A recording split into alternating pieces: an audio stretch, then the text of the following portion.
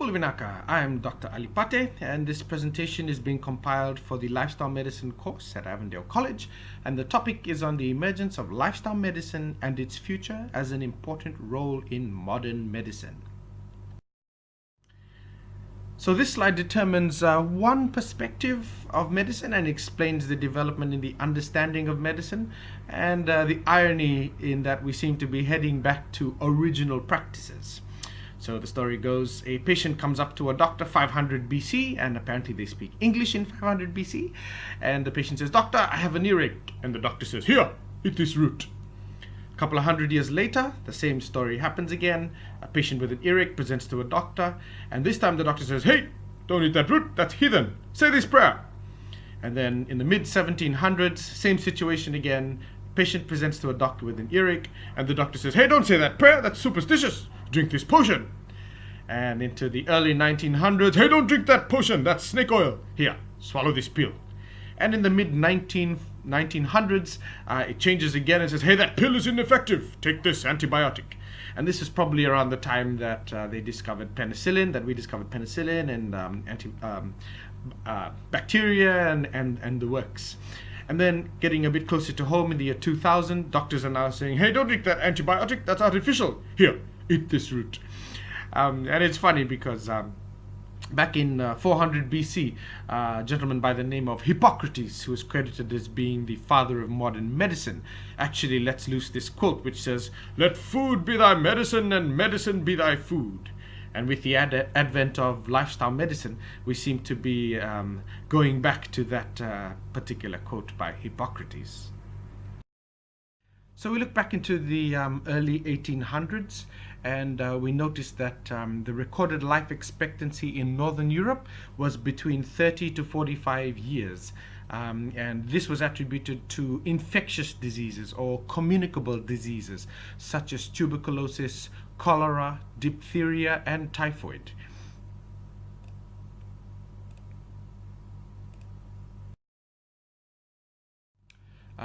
By the mid-1800s, the world was still recording deaths from diseases that were largely due to poor hygiene and sanitation. And obviously, communicable diseases flourished back then. But slowly, medical science was starting to wake up to the understanding that diseases were caused by microscopic organisms called bacteria rather than atmospheric miasma or impure blood. That was the prevailing thoughts back at that time. And in fact, these organisms could be killed by antibiotics, and many diseases could be prevented by sanitary measures such as hand washing and things like that.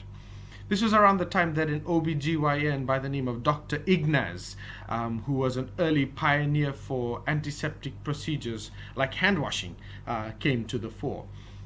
Also around this time, another OBGYN by the name of Dr. Jon Snow, and no, not the character from Game of Thrones.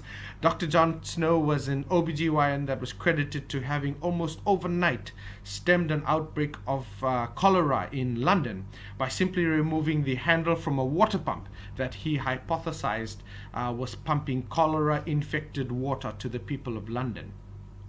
And just by removing the water pump, he made sure that nobody had access to the water, and therefore cholera had stopped in that particular area of London. Now, by the mid-1940s, another development had started to occur, and countries had embraced a new philosophy of medicine, and disease patterns were changing, and life expectancy, as you can see from the slide, was increasing in many areas around the world. Now, medical science had also moved into primary prevention of many of these infectious diseases with the development of vaccines. And this was also a time of great optimism. World War II had just ended, and the world was becoming a prosperous place. And it seemed that things were looking better for our planet and her people. Now, coming a little bit more closer to home, into the 2015s, modern medical understanding of the body and its diseases have led to better treatments, better cures for many of these diseases that were once considered a death sentence.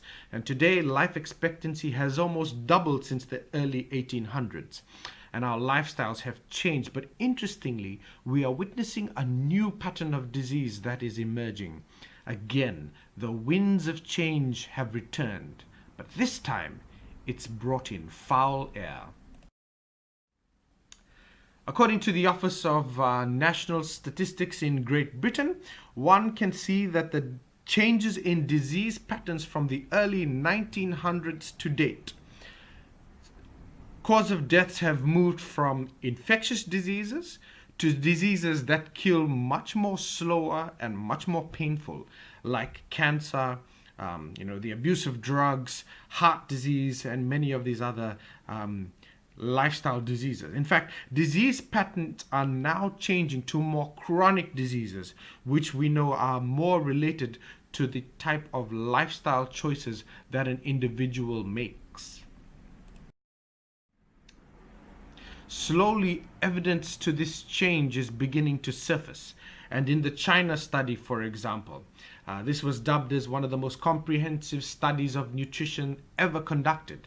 And it's a long-term observational study that included 6,500 adults from across different parts of China. And this ran from the mid-1970s to the mid-80s. And it identified thousands of statistically significant links between various dietary factors and chronic diseases. In fact, it looked at the changes in the dietary habits of people in China and how that also changed the types of diseases that they had. And researchers noticed that there was a correlation with participants that had a higher range of blood cholesterol and higher incidence of heart disease and cancer and type 2 diabetes compared to those participants at the lower end of the cholesterol scale. And it seemed that as prosperity flourished, so did the types of food that people became accustomed to, like meat, for example, where once rich foods high in fat and sugar and salt were an oddity at the table, they had now become a staple in the diet of many people. The China study was a good example of how changing diets changed diseases.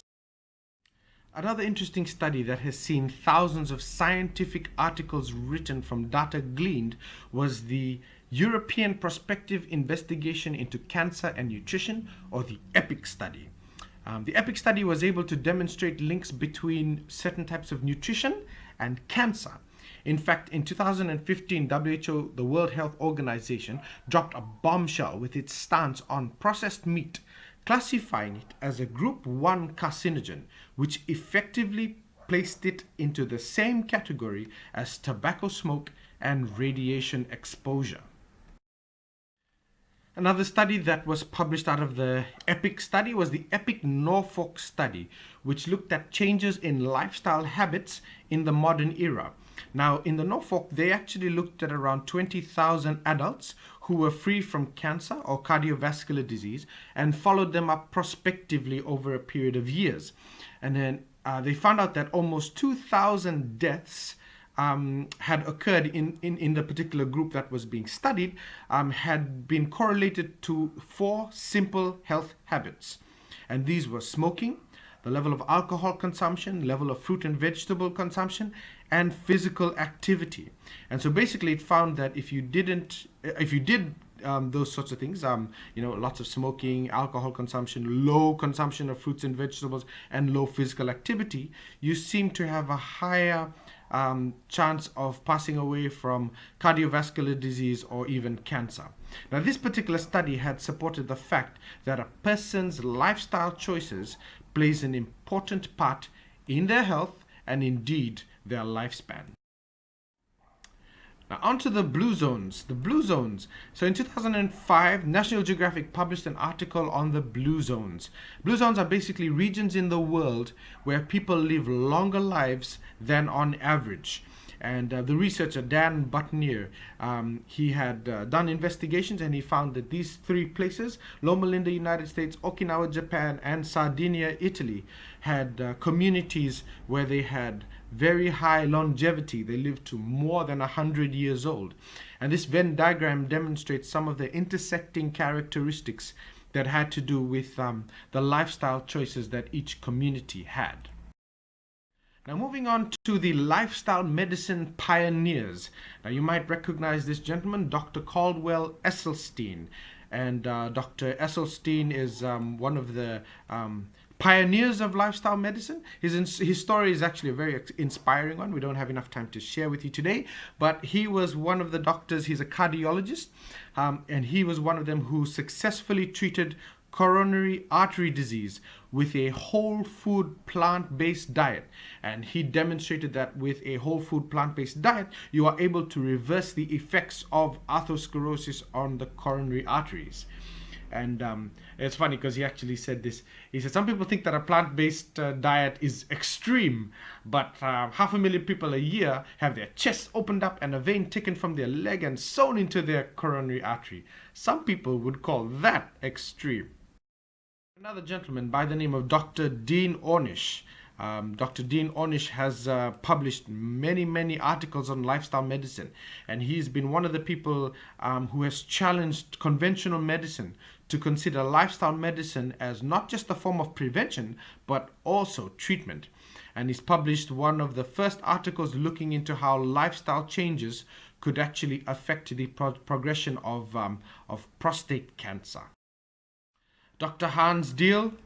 Dr. Diehl is the creator of a lifestyle medicine program called the Complete Health Improvement Program, and it's been described as a premier lifestyle intervention targeting chronic diseases that's been offered for more than 25 years.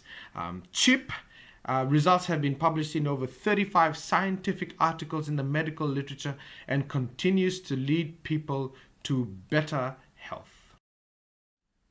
Now, looking at the birth of lifestyle medicine as a modern day specialty.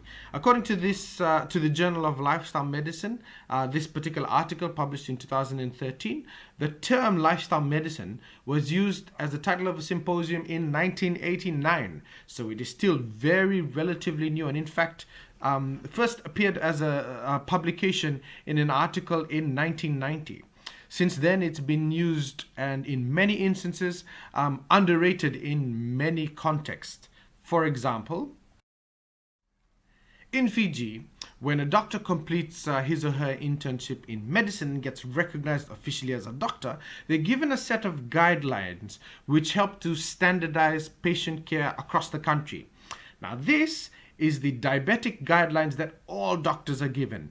And notice that it mentioned the word lifestyle intervention. And if you search for lifestyle, it's actually mentioned 9 times throughout this guideline.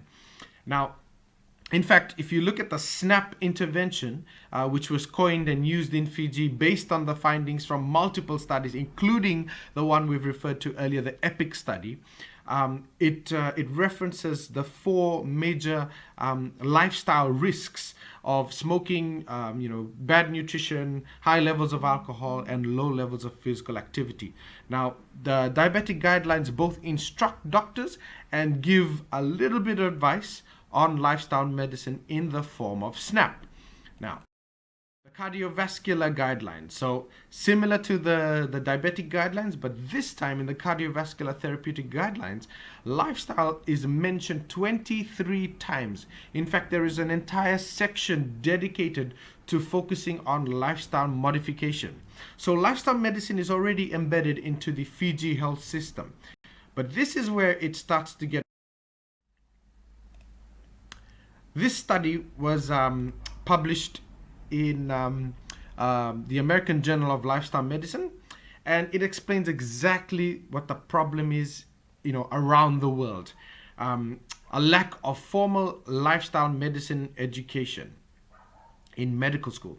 Now, this article goes on to explain that until very recently, there's been no formal training in any or in the combined components of lifestyle medicine, which include topics like nutrition and exercise, together with behavioral change and counseling. So in Fiji, lifestyle medicine is handed to you literally as you walk out to begin your life as a doctor treating patients. So there is no real structured focus on treating the cause of chronic diseases. And this is not just an example for Fiji, but for the. And maybe one of the reasons why the difficulty is because when you compare lifestyle medicine to conventional medicine, you can see why some of the resistance to including lifestyle medicine as formal training for medical students, because they are really quite different, and in some instances on the opposite scales of the spectrum. But slowly and surely, the winds of change are blowing again. But this time, it brings with it the sweet smell of lifestyle medicine. Now, this is an example of how worldwide slowly people are starting to embrace lifestyle medicine. And these are all the lifestyle medicine associations that have sprung up in the past couple of years, in fact, in the past decade. There's now a board certification examination in lifestyle medicine, which standardizes lifestyle medicine treatment across the world. So slowly, the momentum of lifestyle medicine is gaining energy, very soon to be unleashed on a world, so that we can impact the earth, like what happened in the early 1900s with the discovery of penicillin, and how penicillin really did impact infectious diseases. In fact, there is an interesting quote which states that exercise and nutrition are the penicillin of lifestyle medicine, and psychology the syringe through which these are delivered. Interesting times lie ahead.